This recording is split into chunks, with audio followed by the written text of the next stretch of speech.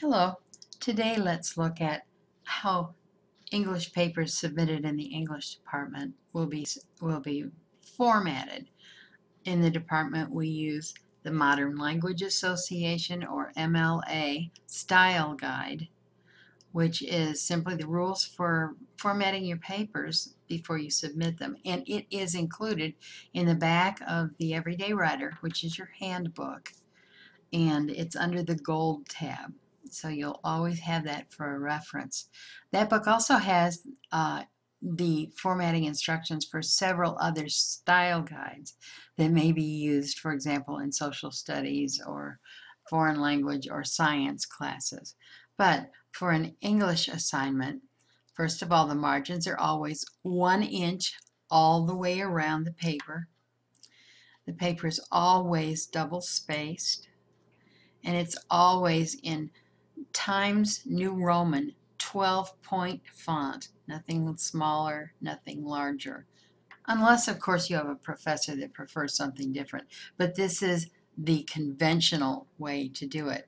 And you'll see here at the front that you include your full legal name as it is registered with the college. Sometimes people get married or get divorced and they change the name that they use, but they forget to change it with the college. So use your full legal name as the college knows it. Then you'll include your instructor's name. And this is all flush left at the heading of each paper. You just do it the first page. There'll be the course name and the section number, which in our class will be English 090, followed by the 3 digits that are your particular section. And finally, the date of submission, when you submitted the document. We do this because if you should submit a revision, you and your instructor will both want to be able to keep track of which version of your paper it is. As you can see, every essay has a title. It's centered at the top of the page, and the first letter of every important word is capitalized.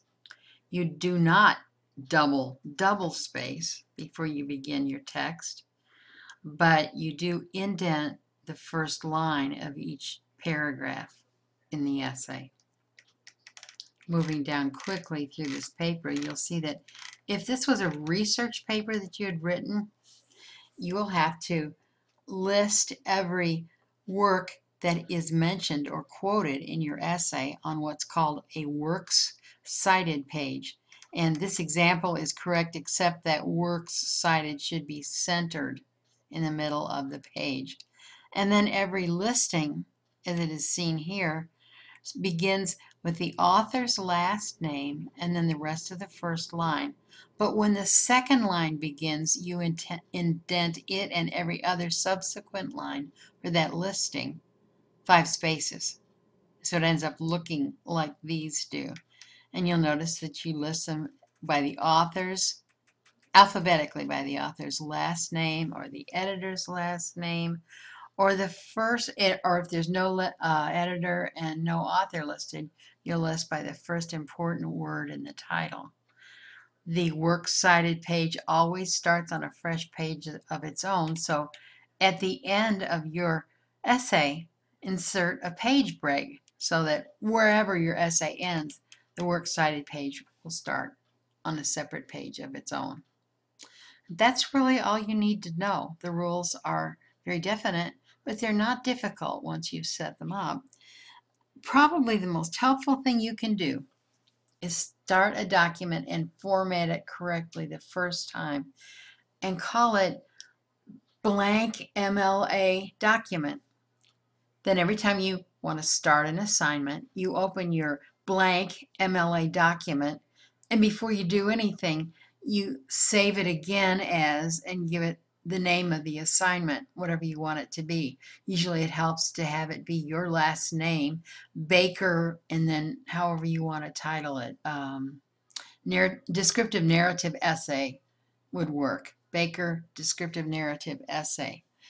Another thing that really helps is if you, when you save your documents, you save them in .rtf as a .rtf file. That means rich text file. And that just makes it easier for people who do not have compatible computers. For example, I have a PC. People with Macs, if they save their documents as .rtf, then I'll be able to read them. But if they do not, then we may run into trouble with file extensions. That's about it.